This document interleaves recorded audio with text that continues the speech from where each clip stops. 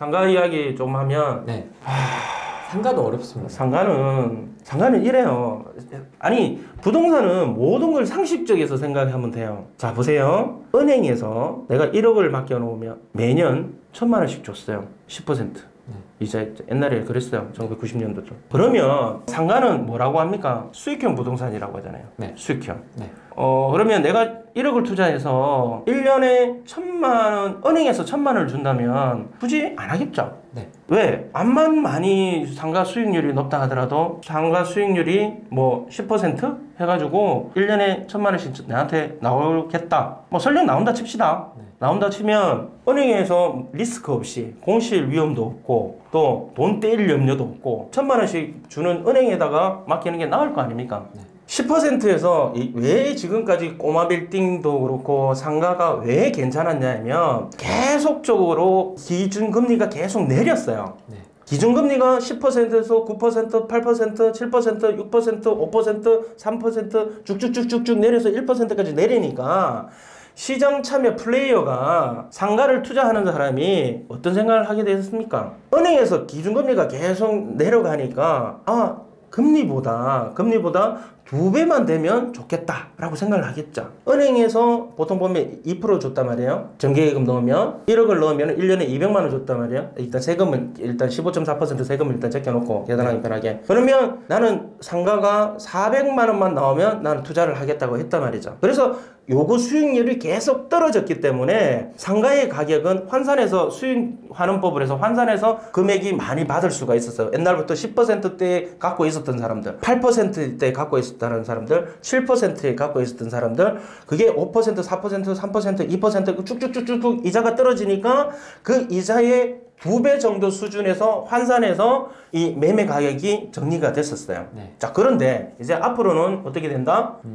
금리가 계속 이제 올라갈 거단 말이죠. 금리가 계속 올라가게 되면 사람들 시장 참여자 플레이어가 제가 아까 전에 말씀드렸잖아요. 내 사줄놈이 풀이 줄어들 수밖에 없어. 왜? 그냥 내가 1억을 가지고 은행에 맡겨놓으면 4%가 나오는데 5%가 나오는데 이 상가 수익률이 4% 5% 나오는 걸 살 이유가 사실은 없지 않겠습니까? 네. 자, 그래서 결론적으로 말씀드리면 뭐냐면 그 와중에서 그러면 상가가 좋은 상가는 어떤 상가냐? 상가는 철저하게 수익률을 가지고 매매 금액이 정해진다고 봤을 때 그냥 들고 있다고 해서 오래 가지고 있다고 해서 상가는 가격은 올라가지 않아요. 네. 왜? 철저히 수익률이니까. 네. 자, 물론 이제 그 동네가 어떻게 뭐 재개발 재건축이 돼서 확 뜯겨가지고 하게 되면 이제 프리미엄 붙겠지만 그거하고는 상관없이 자, 그러면 상가가 가치가 상승하려면 결국은 뭐냐면 달세를 많이 올려받아야 돼요. 그럼 달세를 많이 올려받기 위해서는 가장 중요한 건 뭐냐면 이 로케이션이 이 상가의 위치가 사람들이 집중이 되고 동선이 집중이 돼서 임차인이 장사가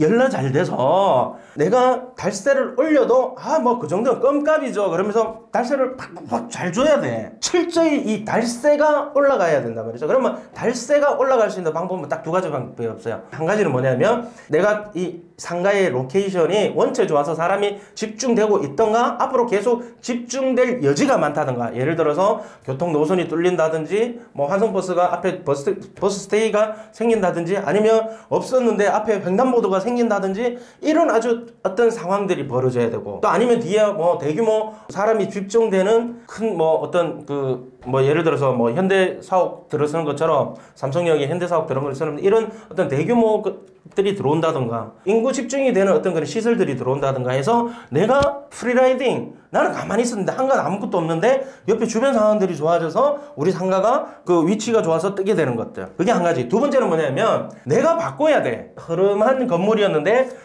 깨끗하게 다시 리모델링 해가지고 번쩍번쩍하게 해서 만들어서 리모델링 하는 거죠. 만들어서 뭐 다른 그 프랜차이즈 업종 비싼 페이를 지불할 수 있는 그런 업종들이 들어올 수 있게끔 만들어야 된다. 하지만 그렇게 하기 위해서는 뭐냐면 내 자본이 들어가야 되잖아요. 네. 그 자본이 들어가기 위해서는 내 수익률을 깎아먹는다는 말이지. 결국 자본 들어간 만큼의 그 올라와야 되니까. 네. 그러면 그거는 사실은 웬만한 사람은 하기가 힘들단 말이죠. 내 건물을 깨끗하게 만든다고 해서 이뻐진다고 해서 사실은 한계가 있어요. 들어오는 사람들이 조금은 달세는 더 받을 수는 있지만 내가 투입한 자본에 비해서 올라오는 수익률은 굉장히 낮을 수밖에 없는 형태예요. 그러면 상가는 결국은 어떻게 된다? 상가가 결국 이런 식이 되려면 사람이 몰리고 동선이 그쪽으로 가고는 이미 기존의 이제 구도심 상가는 다 이게 나와 있는 거잖아요. 네. 달세 현황 보고 4%뭐 5% 되면 요즘 매매한단 말이에요. 얘네들이 결국은 뭡니까? 얘를 계속 임차료를 밀리지 않고 더 줄 수 있는 상황이 계속 지속될 수 있을까? 그러니까 상가는 하나만 생각하면 돼요. 철저히 이 달세 주는 사람이 계속 열심히 잘하고 장사가 잘 될 수 있을까? 그렇지 않고서는 달세를 잘 줄 수가 없잖아요. 달세를 잘 받지 못한다는 얘기는 결국은 이 상가의 가치는 없다라는 거예요. 그런데 이건 내부적인 상황이고 외부적으로는 뭐냐면 금리가 계속 올라간다라면 그 금리 올라가는 만큼의 2배, 그 금리의 2배만큼의 달세 수익률이 나와야지만 내가 지금 산 가격하고 똑같이 팔아먹을 수 있다라는 거죠. 최소한. 네. 근데 대외적으로 지금 금리가 이제 계속 한 10여 년간 금리가 내렸다가 다시 이제 더 내려가기에는 힘들다. 더 내려갈 건데기가 없잖아. 네. 근데 이제 앞으로 이제 기준금리 계속 지금 동결되고 있는데 이 기준금리가 이제 어찌됐든 동결을 억지로 시키고 있지만 경제 사정이 좋지 않기 때문에 이주일 총재께서 계속 이렇게 바닥을 지금 더 이상 올리지는 않고 있는데 이게 미국 금리가 계속 올라가게 되면은 어쩔 수 없이 금리를 올려야 될 겁니다. 자본 유출을 막기 위해서라도 결국은 물은 위에서 아래로 흐르잖아요. 돈은 어디로 간다? 금리가 이자 많이 주는 데로 가요. 그거는 철칙이야. 그거는 진리야, 진리. 뭐 우리나라 펀더멘탈이 좋아서 뭐 돈이 안 빠질 거다. 웃기고 있는데 뭘 펀더멘탈이 뭐가 좋아? 빠져나간다니까. 그러면 못 빠져나가기 위해서는 결국 뭐냐면 금리 올릴 수밖에 없거든요. 그 금리의 여파가 제일 먼저 맞는 것이 뭐다? 수익형 부동산. 부동산 중에서는 수익형 부동산. 수익형 부동산이 뭐다? 상가잖아. 상가, 오피스텔 이런 등등등등. 아파트 그렇습니다. 네. 조심해야 되겠네요.